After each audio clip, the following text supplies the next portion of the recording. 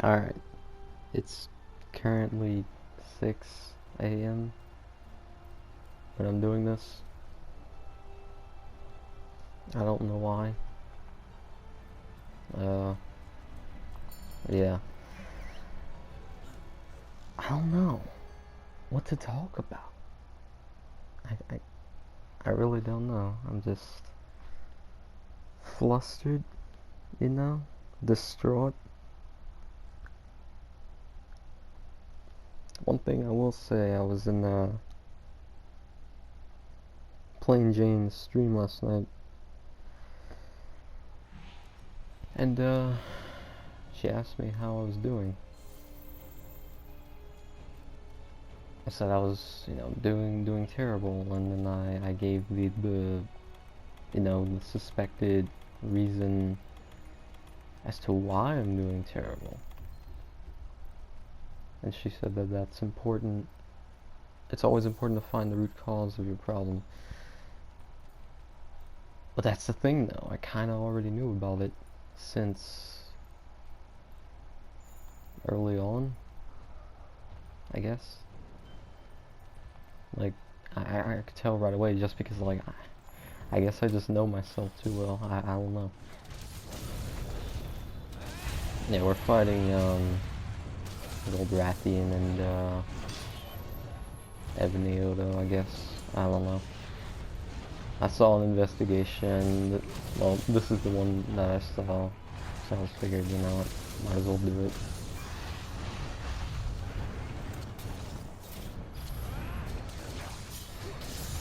But I'm not too sure what to talk about other than that. I mean, there's nothing really, I guess.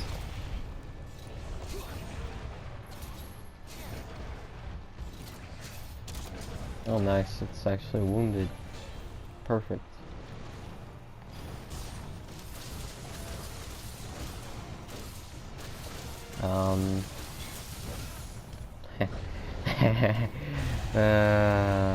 It was funny because, before I started,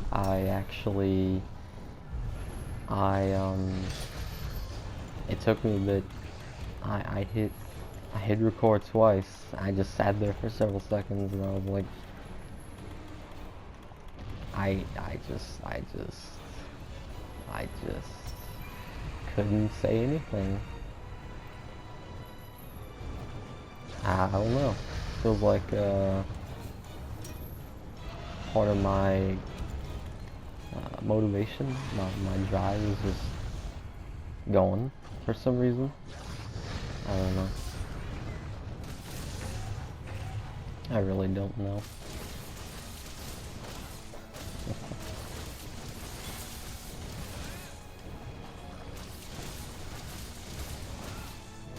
I mean, there's, numerous reasons why that is. I'm not gonna say it because I think it's just dumb.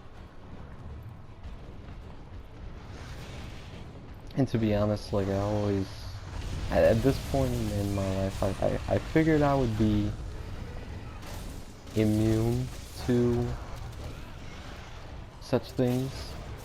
Like, I wouldn't let it bother me, and I've told myself many times that it doesn't bother me, but I guess in reality it just does. I just have to give myself an in reality segment right there. In reality it does. But like,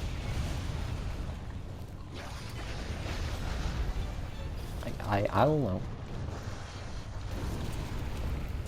I would have thought by now, but that such things don't, but I guess they still do. So, in a way, I guess I've been lying to myself. Say it ain't so. Tell me I haven't been lying to myself. Of course I have. I lie to myself every day.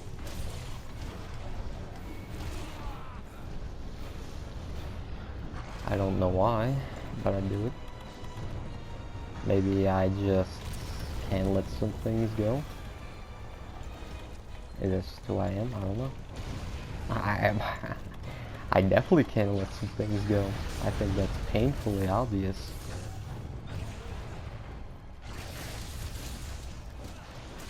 you know, and that's just a flaw I'm gonna have to work on. But it's hard to work on those flaws when, you know, it's not really something I can help it, but I don't know.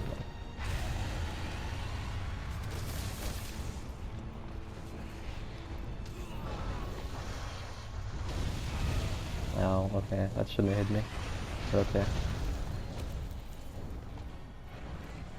I know I'm speaking in like very vaguely, but you know, that's just kind of like whatever.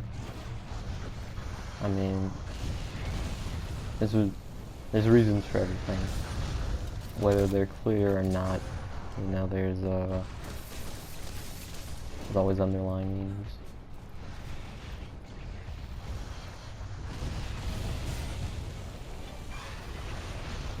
To go into the air, that yeah, I can get the extended knockdown. That would be great.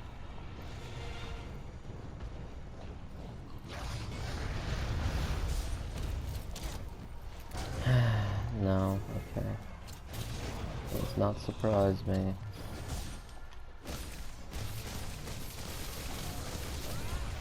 So much damage. So yeah, I've been thinking about going back to 4U lately because I sorted myself back in the day, back when I first played. Oh, she died from the slinger bomb. When I first played,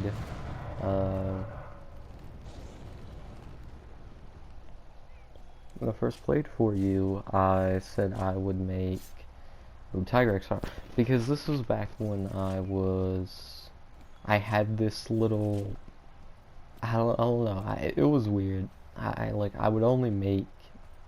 make full sets of armor, for the most part, as just sort of like collection purposes, and I still do that, you know, now. Maybe not as much, but I still do it regardless. Pretty much what I would do is I would only make subspecies and rare species armors because they were different. You know, they weren't from the original monster. Plus, they usually had some unique skills. Although oddly enough, I don't think I ever made Tiger Stripes Zamtrios' armor. But I never made Brute Tigrex's armor, and it bothered me because it was actually really good in that game. It was very similar to the one in this game actually, but not as good because the skills don't have like weakness exploit in the old Monster Hunter before. This game isn't that great, to be honest.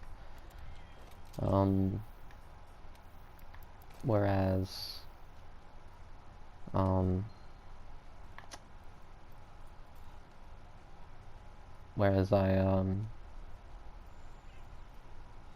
know, I forget the train of thought. Anyways, the point is, I want to go back and make Brute Tigrex's armor, which means I would have to fight Brute Tigrex, which sounds fun, because my god, he was terrible in the old games, but in a good way. He would not shut up. He was easy mode Tigrex, but he still hit like an absolute truck. And then I never made the regular Fatalis armor, the regular Fatalis G rank armor, and I haven't made it. I only made Crimson and White, and frankly, those two armor sets, while they're good, they're not great. Like they're pretty good, but like they're not. They're nowhere near a meta set if I was being completely honest. Like, Crimson Fatalis gets attack up extra large and steady hand, I think, which is like Mind's Eye and Razor Sharp, and then Wrath Awoken, which is like Guts, and it's something else. I don't remember what it was though. So it's not a bad armor by any means, but you would never use it if you want to go for DPS, obviously. If you want to go for DPS, that's, you know, that's where like you would use a mix set. Um, but don't get me wrong, like, Crimson Fatalis armor is just like, it's it's a nice all-round set. White Fatalis, on the other hand, White Fatalis is an interesting one because it doesn't get that many slots, but the skills that it does have, if I remember correctly, is like it gets Hone Blade, which is a combination, compound skill of attack up large and sharpness +1, and then it also gets critical eye. And then I don't actually remember what it gets. have to look maybe if I get a chance. But yeah, I never made regular Fatalis armor, and I kind of forget what his armor gives. But I guess I'll be fighting regular Fatalis, Gearing Fatalis, which isn't really that scary because I mean it's just regular Fatalis. If it was white, now don't get me wrong, I've soloed Crimson Fatalis, I soloed White Fatalis, I soloed regular Gearing Fatalis. But I think white is especially scary because of his lightning rain. That's literally the only reason why. If it wasn't for that, he would just be literally just a regular Fatalis. Much like Crimson, G-Ray Crimson, Hellfire Crimson is a different story because he has his heat wave that he does, which it's great if you have what is it called? Some jerky, the jerky equivalent in that game. But if you don't, you might want to watch your health because otherwise, he will take you down to 3/4 with his heat wave. Or no, I mean like a quarter of a health bar. He will take you down by 3/4 is what I meant.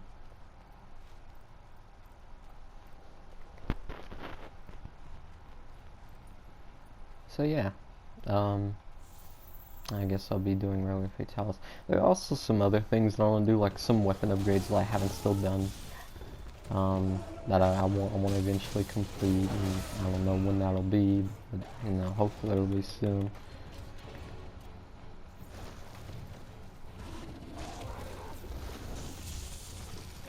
Like if I remember, oh okay, like if I remember, one is the Orochi Kirin and Yamasukami dual blades.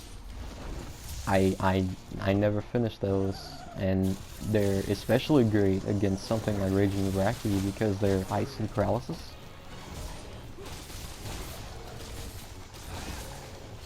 So yeah, might do that soon. I don't know. It depends.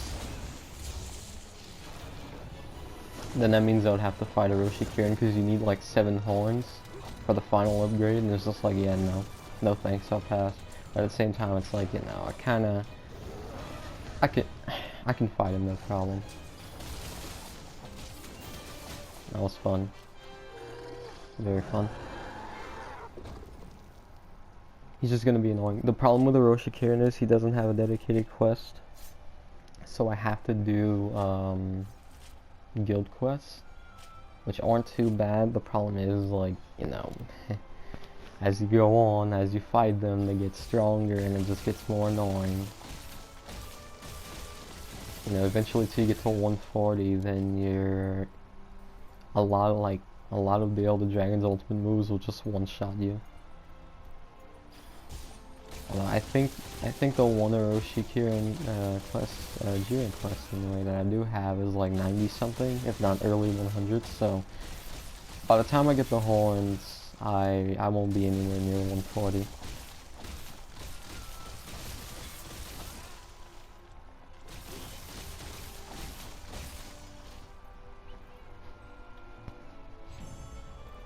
Again, I might do it. Something else. Was there though? Was there really something else? I don't know. I don't know anymore. I played that game so much whenever it came out, and I literally got HR 500 in like less than 2 months, which is wild. It is by far my favorite Monster Hunter game to date, just because I think a lot of it depends on the story. It was so well done, but looking back at it, it was kind of all over the place. Like, the flagship was meant to be uh, Seregios, and like low rank took place. Like, low rank, you fight Seregios once on the boat. That's fine, whatever. Then you don't see him again after that until like high rank. And then like the rest of the story, the entirety of 4U is centered around Gore and Shigaru, so I could kind of understand why they made him the flagship in the West. Like even in late G rank, like Apex monsters, they all derived from Gore and Shigaru. Like I think that's why people give them such high praise, because they ushered in, they themselves alone created a mechanic that lasted throughout the game, or just a style of monster that lasted throughout the game. The Frenzy Virus consisted throughout the game, which is cool, you know. Whereas in this game, they introduced bioenergy, but they haven't really done anything with it other than what, give us a secluded valley that's full of bioenergy. Okay, great. And you fight Safi there, and he sucks up the bioenergy, but it's merely just for him to heal himself. That's it. That's all it serves as a mechanic. It's just to heal himself. It is lame. I'm sorry, but it is very lame. If they did something like, I remember one of the leaks about this game came out a while back after Safi released, talking about how, you know, one of the updates was going to be pretty much all the monsters in the game again, but they had enhanced forms, kind of like take Great Jaggers for example. Think like an Arc-tempered Great Jaggers, but with like very, very slight elemental properties added to some of his moves. That's what they were saying apparently, because like all the monsters absorb bioenergy or something. Obviously that wasn't true, but I would not mind something like that. They should do something with the lore they introduced, not just shove it off to the side and use it as sort of like an excuse to have things happen in the story. Like, utilize mechanics instead of just writing them into play. I think is what makes 4U my favorite Monster Hunter. Anyways, that's enough rambling. I don't know what I'm gonna do now. Who knows what I'm gonna do?